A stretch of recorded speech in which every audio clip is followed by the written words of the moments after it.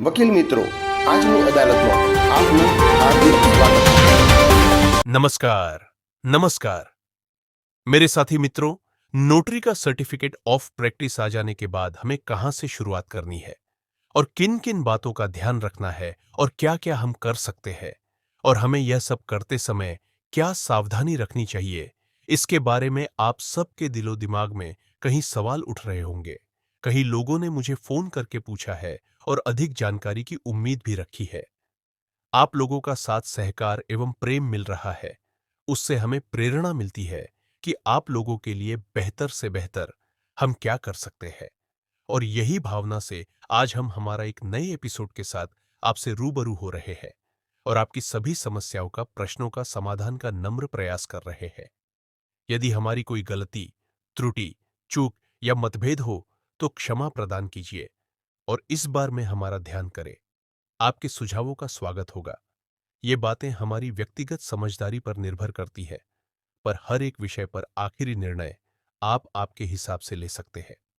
हम जो बता रहे हैं वह हमारी मान्यता है, कानून नहीं है, तो आप अपनी समझदारी से व्यवहार एवं निर्णय कीजिए। यदि आपको वीडियो पसंद आती है तो चैनल को लाइक कीजिए।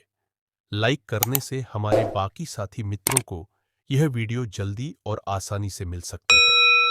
आपकी एक लाइक से हमें और नए वीडियो बनाने की प्रेरणा मिलती है और आपकी सेवा करने का अवसर मिलता है। वीडियो को सब्सक्राइब जल्दी से कर कीजिए, क्योंकि अभी सब्सक्राइब की कोई फी रखी नहीं है और नीचे दिए गए बेल आइकन को दबाने से हमारी वीडियो आपको सबसे पहले मिल जाएगी।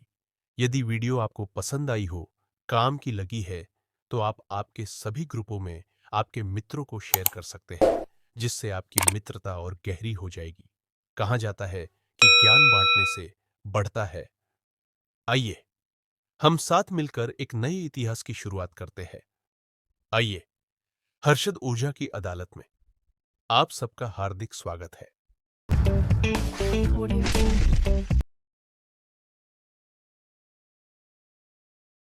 સ્વાગત। આજે આપણે એવા સ્ત્રોતો પર વાત કરવાના છીએ જે કોઈએ તાજેતરમાં જ નોટરી તરીકે શરૂઆત કરી હોય, એટલે કે સીઓપી મળ્યા પછી એમના માટે શેર કર્યા છે। હા, ચોક્કસ. આ સમયગાળો આમ ઉત્સાહવાળો હોય છે, પણ સાથે સાથે મોટી જવાબદારી પણ લાવે છે. આપણી પાસે જે માહિતી છે એમ કહે છે કે નોટરી એક્ટ ભલે નાનો લાગે, આમ 16 કલમ ને 16 નિયમો, પણ જવાબદારીઓ તો ઘણી છે. બરાબર છે। તો ચાલો આને થોડું વધુ સમજીએ, ખાસ કરીને નવા નોટરીઓ માટે, કે ભાઈ શરૂઆતમાં શું કરવું, શું ધ્યાન રાખવું। એટલે સીઓપી મળે પછી તરત શું લાગે છે, પેલું રબર સ્ટેમ્પ અને સહીનું કામ પહેલા આવે નહીં? હા, એ સૌથી પહેલું અને અત્યંત જરૂરી કામ છે. કલમ 7 પ્રમાણે પેલું ગોળ સિક્કો એટલે કે સીલ એ બનાવવો ફરજિયાત છે.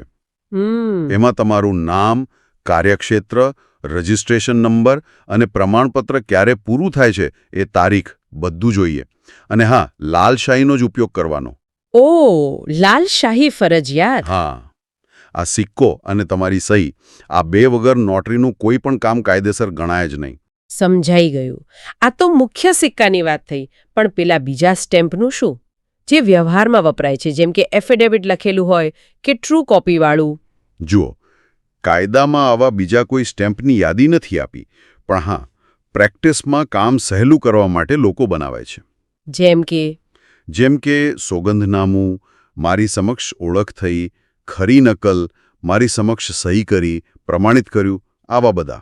અને પેલો નોંધણી ક્રમાંક લખવા માટેનો સ્ટેમ્પ પણ કામ લાગે. અને સહીના નમૂના એ ક્યાંક મોકલવાના હોય?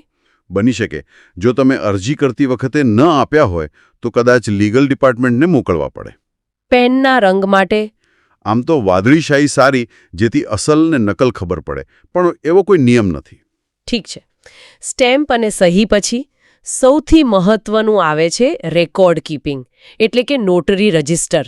આ બહુ જ અગત્યનું લાગે છે, ખરું ને? અરે ખૂબ જ.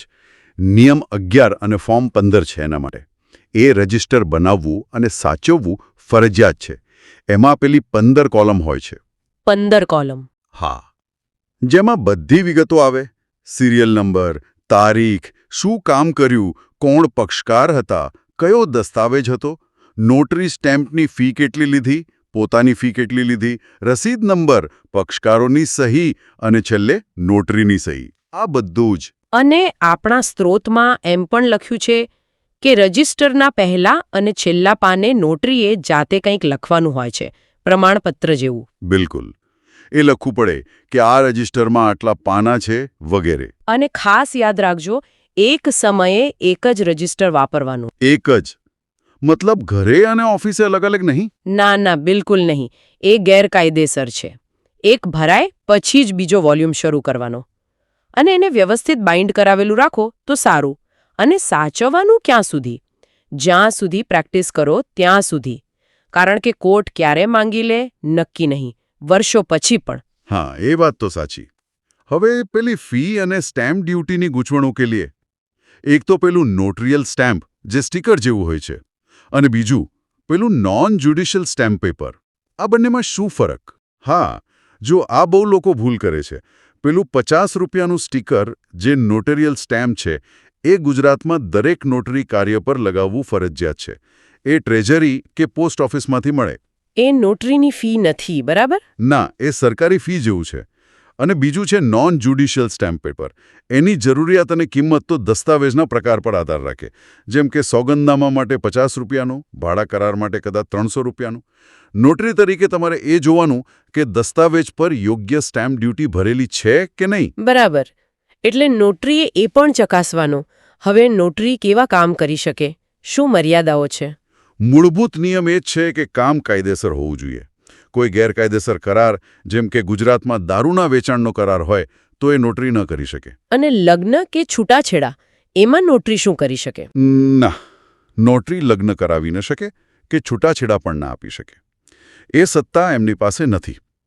પણ હા, જો કોઈએ લગ્ન નોંધણી માટે કે છૂટાછેડાના કરાર માટે કોઈ સોગંદનામું કે કરાર કર્યો હોય અને એ કાયદાકીય રીતે માન્ય હોય, તો એને નોટરી અટેસ્ટ કરી શકે છે. પણ એ મૂળ ક્રિયા નથી કરતા. સમજી ગઈ. અને સૌથી મોટી સાવચેતી કઈ? મને લાગે છે પેલી પક્ષકારોની હાજરીવાળી વાત. એકદમ સાચું કહ્યું તમે. પક્ષકારોનું તમારી સામે હોવું, એમની ફિઝિકલ હાજરી એ અનિવાર્ય છે. તમારે એમની ઓળખ પણ ચકાસવી પડે અને રજિસ્ટરમાં નોંધ પણ કરવી પડે.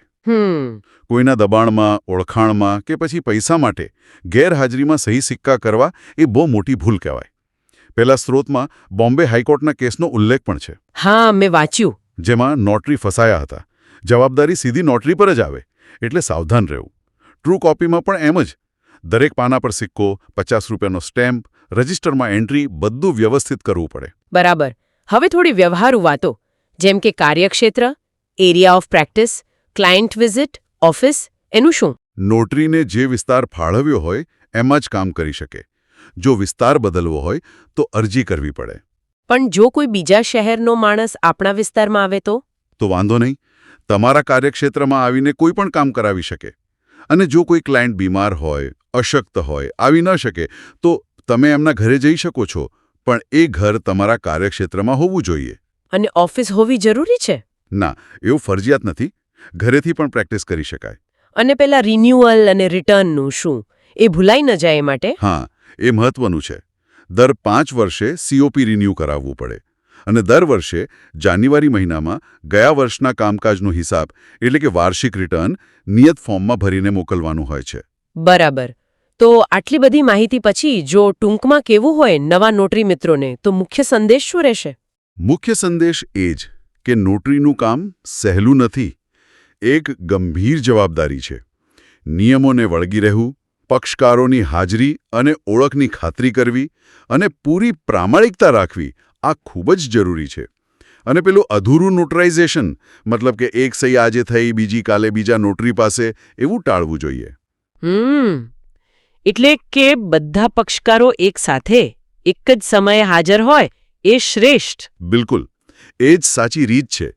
ચોકસાઈ અને જવાબદારી એ જ પાયો છે આ કામનો. ખરેખર, જવાબદારી અને ચોકસાઈ. અને અંતે એક વિચારવા જેવો મુદ્દો છે. આપણે નોટરી સેવાને સામાન્ય માણસ માટે સુલભ પણ બનાવી છે અને કાયદાની જે ગંભીરતા છે, જે ચોકસાઈ છે, એ પણ જાળવવી છે. આ બે વચ્ચે શું કહેવાય સંતુલન કઈ રીતે જાળવવો, એ એક સતત વિચારવા જેવો પ્રશ્ન છે.